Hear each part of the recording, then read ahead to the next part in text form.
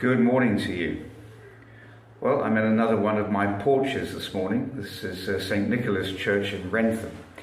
And when the door is closed, it's a bit like being inside the church. I can't get into this particular one because it's locked. But the other night I was watching a film, as I occasionally do. I'm not a great film watcher. This was a TV movie, and it was made in 1989. And it was about the Air Chief Marshal of the British Air Force during the war. His name was Arthur Harris. Now, Harris was very determined to win the war. And his campaign, his strategy that he devised was to bomb all German cities flat.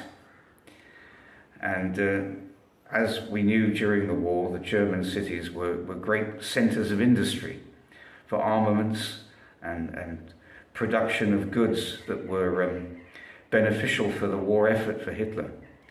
And Harris felt that the only way that we could win the war was to bomb these cities flat. And he almost achieved, I suppose, that goal. As we know, what he did with Dresden in particular, it was virtually completely destroyed. And he went ahead, but his ambition was to completely destroy Berlin. He didn't have any confidence in the D-Day landings. This was the infantry that were coming into land, and then they were going to make sure that they were going to push forward, as it were, with their offensive against the Germans on land. But Harris felt that that wasn't going to be the way we were going to win the war. But Harris's determination to push forward was what really spoke to me. And he went against the odds. He didn't care what other people thought or said. He felt that that was the right strategy and that he was going to win the war his way. And it was to be all-out total war, complete destruction. And in the film, there's a clergyman, one of these sort of military clergymen, and he's portrayed as a very typical way that they portray clergymen, I should say. And he was always admonishing Harris and telling him that he can't go in that direction and that it was completely immoral to do what he was doing. And I began to think about this whole concept of morality in war. And if you look back in the Old Testament, certainly, particularly the Old Testament, one can see how God spoke to his godly leadership, men like Gideon, and go in and destroy them. Destroy their city, destroy their women and children, destroy their animals, don't leave anything alive. And sometimes that was God's way. And it was the only way to succeed, was to completely destroy the enemy, to make sure that no buds could come up again.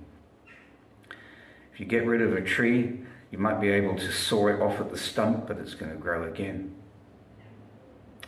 The only way to get rid of it was to pull it up by the roots. And that was God's intention in the Old Testament, and his intention for his enemies today. It sounds harsh, people would say, to completely destroy innocent, as it were, innocent men, women and children. But it's God that decides innocence. God knows how sin is passed down. We know that for ourselves through Adam, the way that sin was passed down to us. God has his ways, and they're past finding out. And I think sometimes we often question too much. Why God? Why this? Why that? Why are you allowing this to happen?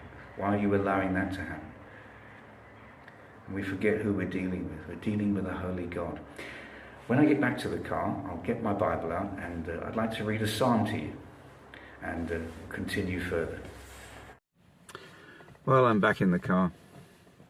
Yes, so that was the strategy of what they called, who they called Bomber Harris.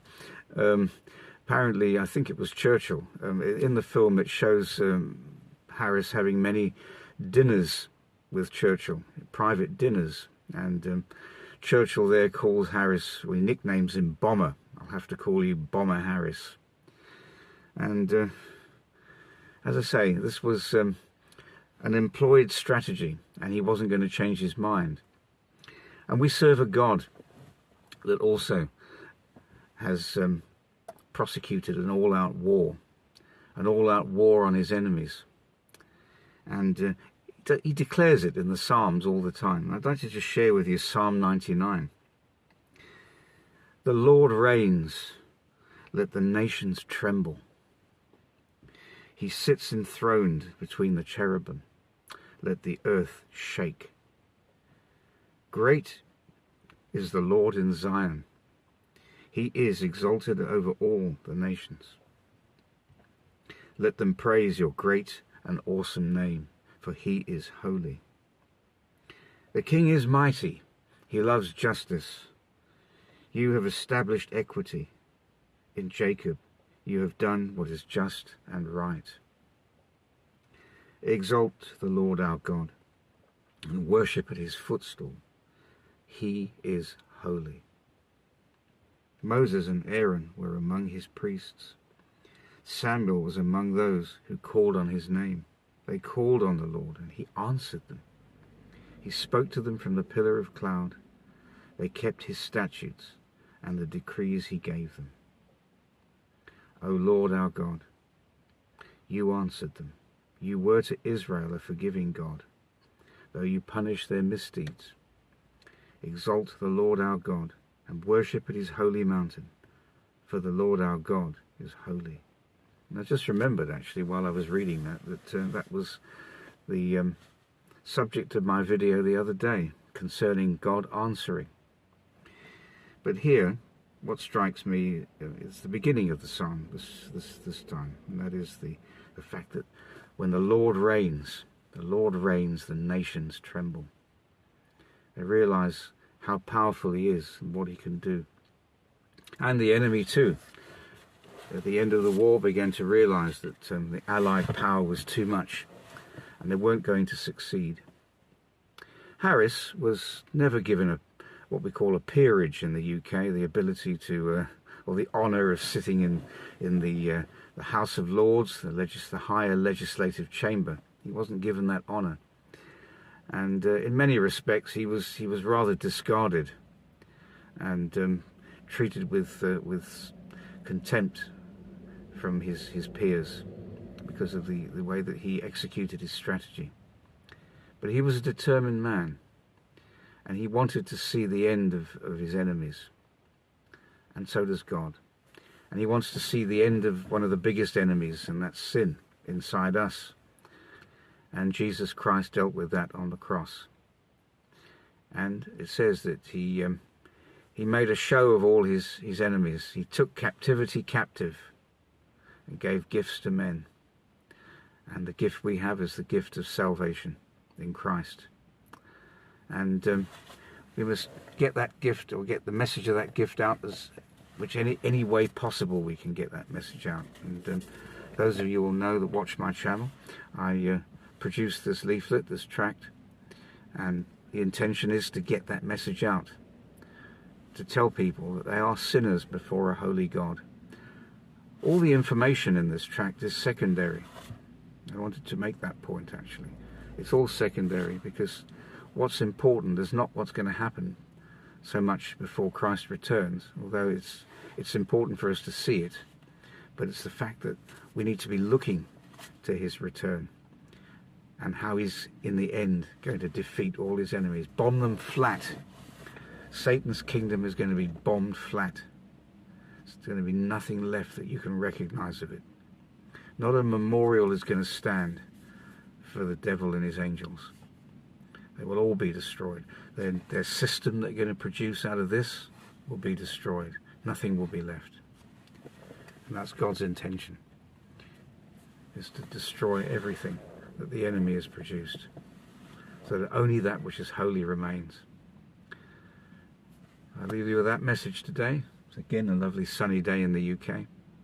And I just also want to say that I had 1,000 of these printed. 1,000 has already gone out. I'm now on the second print run. We'll be getting another 1,000 in. So those of you that are in the UK particularly, and you're in a church that you feel that this message would be important to give out, please email me and I can post them out and you can hand them out to your church. And they're also, of course, downloadable. The incorrect link that was on here before, there was a colon missing after the S that was hard for people to download, and that will be put in there on the next print run. So the message must continue to go out. So I commit that to you today. Have a blessed one.